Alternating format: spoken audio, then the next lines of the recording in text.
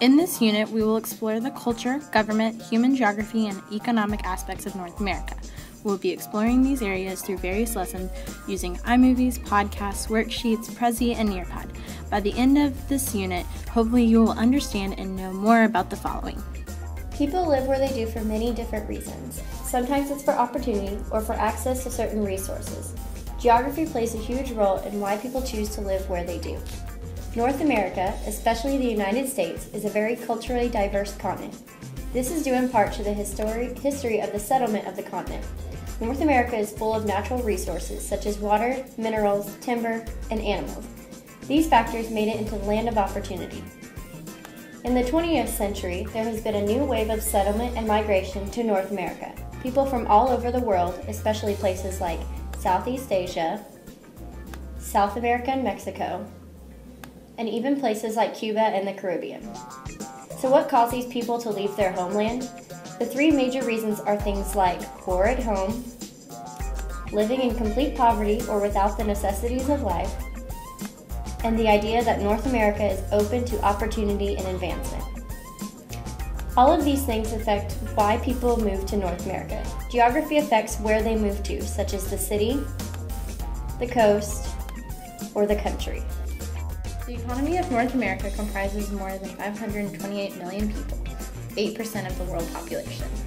In its 23 sovereign states and 15 dependent territories, the North American economy is well defined and structured in three main economic areas. These areas are the North American Free Trade Agreement, Caribbean Community and Common Market, and the Central American Common Market. Of these trade blocs, the United States takes part in two. In addition to the larger trade blocs, there is the Canadian-Costa Rica Free Trade Agreement, among numerous other free trade relations, often between the larger, more developed countries and the Central American Caribbean countries. These countries that make up these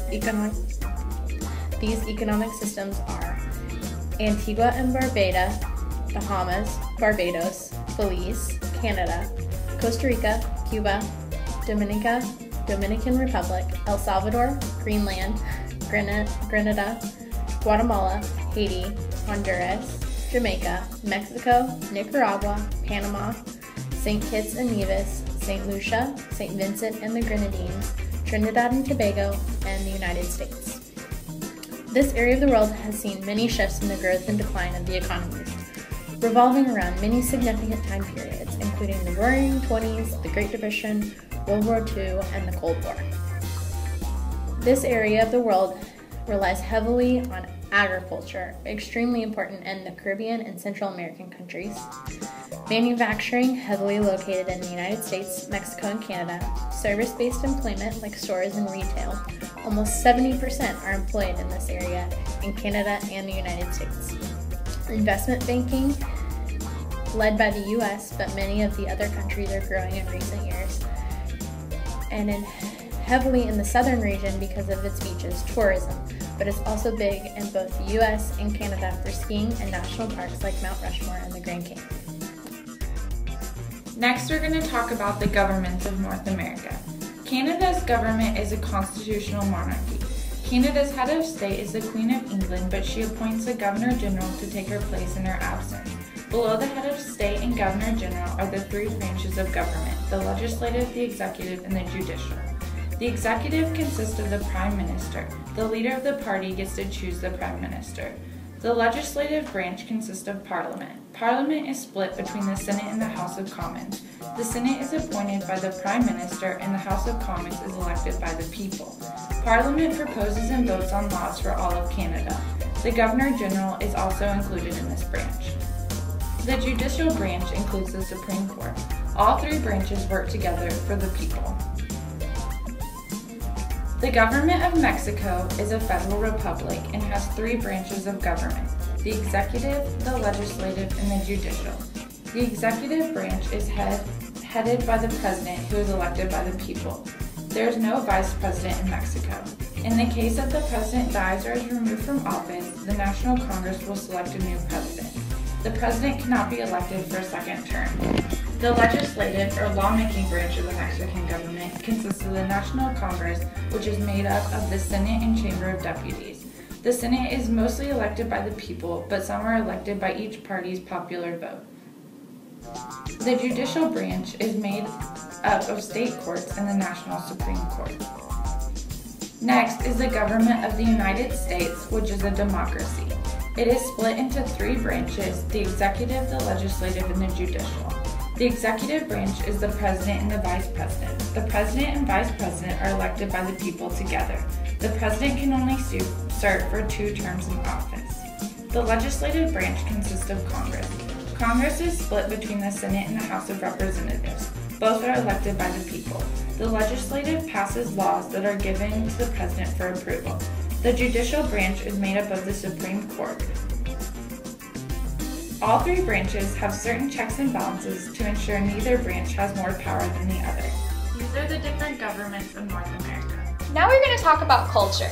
The cultures of Canada, Mexico, and the United States are quite diverse but have some common themes between them. First is Canada. Canada has 2 official languages. In this country, they speak both English and French and have both languages on every government document. Canada also has their own currency called the Canadian dollar, which is available in both bills and in coins. Canadians also love sports. Canadians' most popular sport is hockey. Most people growing up play hockey at some time or another in their lives. Out of Mexico, the United States, and Canada, Canada is the largest country in North America. Next is Mexico. In Mexico, the country has only one official language, and that language is called Spanish.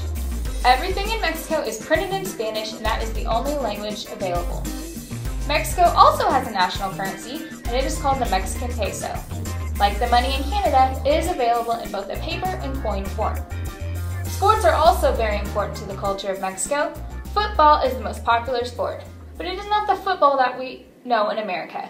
It is what we call soccer. Bull riding is also popular in Mexico. Now a brief overview of the American culture.